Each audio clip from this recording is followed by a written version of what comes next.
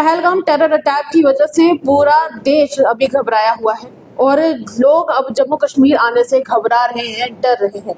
दूसरी तरफ बात करेंगे अगर टेररिज्म की, जम्मू कश्मीर सरकार अपनी तरफ से काम कर रही है और जितने भी लोग हैं उन्हें कोशिश कर रही है कि कंफर्ट जितना हो सके उतना ज्यादा दिया जाए।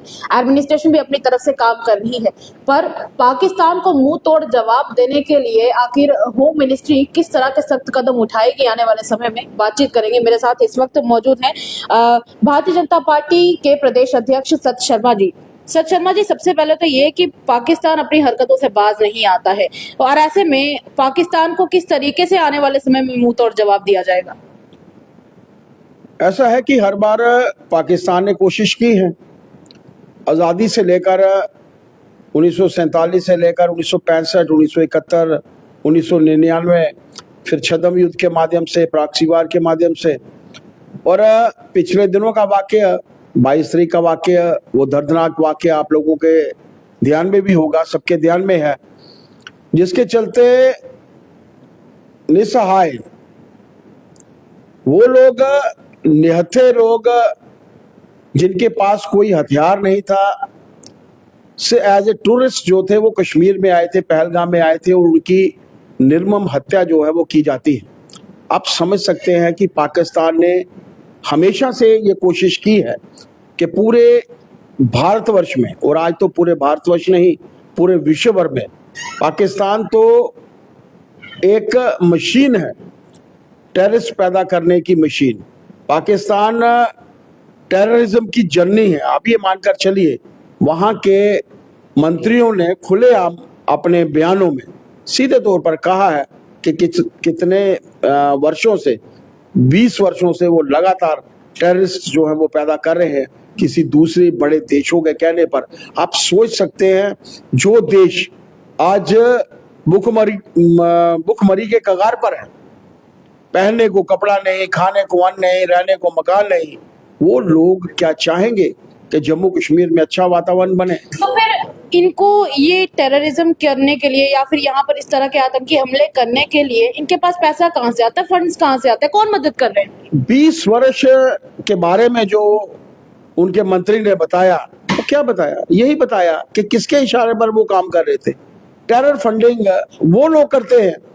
और आज आप सोचिए कि वो देश जो विश्व भर में टेररिस्ट फैलाने का काम करता है, टेररिज्म फैलाने का काम करता है, वो आज भुखमरी के कगार पर है। आज वहां पर खाने को अन्न नहीं मिल रहा। वो देश भारत के साथ समकालीन आजाद होता है, एक ही समय में आजाद होने वाले दो देश। वहां की जीडीपी देखिए, अर्थव्यवस्था भारत की देखिए और उनकी देखिए।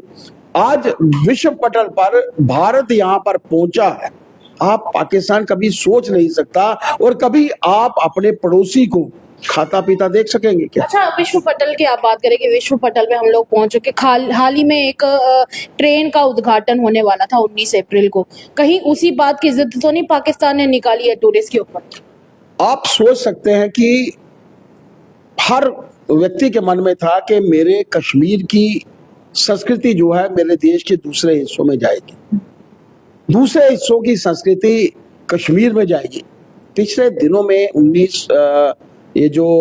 5 अगस्त के बाद, 370 हटने के बाद, 35 से हटने के बाद, जो कश्मीर में एक ऐसा वातावरण बना था, शांति का माहौल बना था, डेवलपमेंट का वातावरण बना था, टूरिज्म बढ़ा था, टूरिस्ट लगातार वहां पर आ रहे थे, प्रवास कर रहे थे, भीड़ होती थी। जब आप डल लेक के किनारे जाते थे तो घंटों आप जाम में फंसे रहते थे। कारण ये था कि लाखों की संख्या में टूरिस्ट जो थे वो कश्मीर में आ रहे थे। आप सोचिए कि वो पड़ोसी जिसके घर में खाने को अन्न नहीं है, पहनने को कपड़ा नहीं है, रहने को मकान नहीं है, जब वो देखेगा एक गरीब कश्मीरी आज अमीर हुआ है, उसका बड़ा मकान बना है, खाने के लिए वो मजे ले रहा है, उसको आमदन हो रही है, तो क्या वो बर्दाश्त कर पाएगा? अच्छा, इंडस वाटर ट्रीटी अभी हाल ही में सुना है कि बंद हो चुका है और यहाँ से पाकिस्तान को जाने वाला पानी बंद कर दिया जाएगा। क्या लगता है कि पाकिस्तान की तरफ से जो टेररिज्म फैलाया जाए उसकी कैसे कमर टूटेगी इस इंडस वाटर ट्रीटी को बंद कर देने से? सबसे पहले तो प्रश्न ये भी उठता है कि इंडस वाटर ट्रीटी होती है 1960 में होती, हमारी आज़ादी के बाद होती है, 13 वर्ष के बाद होती है। क्यों होती है? कौन सी सरकार थी, क्यों हुई, क्या जरूरत थी? और वो भी उस समय में जिस देश ने विश्व भर में टेररिज्म फैलाने की कोशिश की। आप ये मानकर चलिए, जब पानी रुकेगा वहां की गरीब जनता इन नेताओं के, जिन नेताओं ने टेररिस्ट पैदा किए हैं, जिन नेताओं ने टेररिस्ट बनाने की मशीनें बनाई हैं, उनके गले के ऊपर पड़ेंगे, उनके गले दबाएंगे। और आप ये मानकर चलिए, एक बड़े गृह युद्ध की तरफ पाकिस्तान जो है वो अग्रसर होगा। आप सोचिए कितना बड़ा नुकसान हमारे लोगों का हुआ है।